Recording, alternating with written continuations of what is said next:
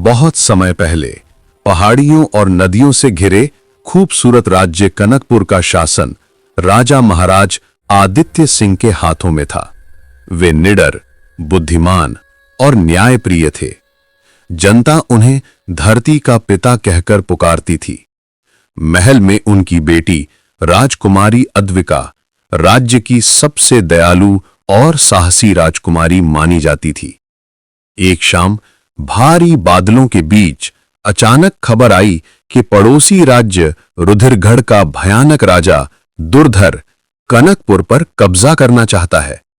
दुर्धर अपनी सेना, हथियार और क्रूरता के लिए कुख्यात था।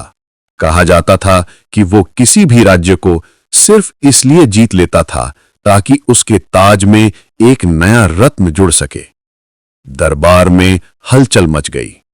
मंत्री बोले, महाराज, हम युद्ध के लिए तैयार नहीं, दुश्मन की सेना बहुत बड़ी है।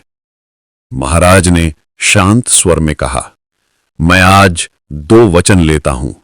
राज्य की जमीन किसी भी कीमत पर नहीं दूंगा और इनोसेंट जनता को किसी भी कीमत पर युद्ध से सुरक्षित रखूंगा।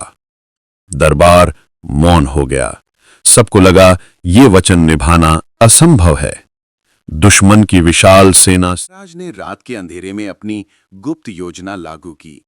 उन्होंने पहाड़ों पर हजारों मशालें जला दीं, गुफाओं में धातु की प्लेटें लगाईं जिससे रोशनी कई गुना बढ़कर दूर तक जाती। दुश्मन को लगा कि कनकपुर की सेना उनकी सेना से कई गुना बड़ी है। दुर्धर डर गया और अपनी सेना को पीछे हटने का आदेश दिया। कनकपुर में खुशियां छा गईं, लेकिन असली खतरा यहीं से शुरू होना था। जश्न के बीच खबर आई, राजकुमारी अद्विका का अपहरण हो गया। संदेश में सिर्फ इतना लिखा था, राजा अगर चाहता है कि राजकुमारी जिंदा रहे तो अपना राज्य सौंप दें। दुर्धर। महाराज का दिल कांप गया, लेकिन उनके चेहरे पर दृढ़ता थी। उन्होंने अकेले दुश्मन की भूमि में प्रवेश करने का निर्णय लिया। रात के अंधेरे में सिर्फ चांद की रोशनी थी। महाराज ने कवच नहीं पहना क्योंकि उन्हें तेजी चाहिए थी। वे अकेले घोड़े पर बैठकर दुश्मन की सीमा पार करते हुए जंगलों, नदियों और पहाड़ियों से गुजरे। उनकी आंखों में सिर्फ एक ही लक्ष्य था, अपनी बेटी को सुरक्षित। रुधिरगढ़ के किले ने दुर्धर ने राजकुमारी को बांध रखा था। राजा अंदर पहुंचे तो दुर्धर हंसने लगा। देखो, महान राजा बिना सेना, बिना हथियार अकेले आ गया। राज्य दे दो, नहीं तो राजकुमारी।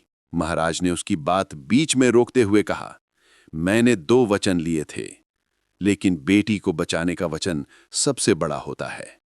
अचानक महाराज ने अपनी कमर में छुपी छोटी तलवार निकाल ली।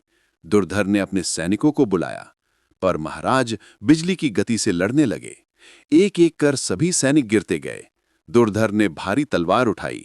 लंबा युद्ध हुआ। में महाराज ने दुर्धर को परास्त कर दिया। दुर्धर घुटनों पर गिर गया। महाराज ने कहा, जो राजा अपनी प्रजा को दर्द दे उसका ताज मिट्टी में मिलाना ही सही है।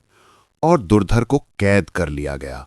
राजकुमारी अद्विका ने पिता के गले लगते हुए कहा, आपने अपना वचन निभाया और मेरी जान भी बचाई।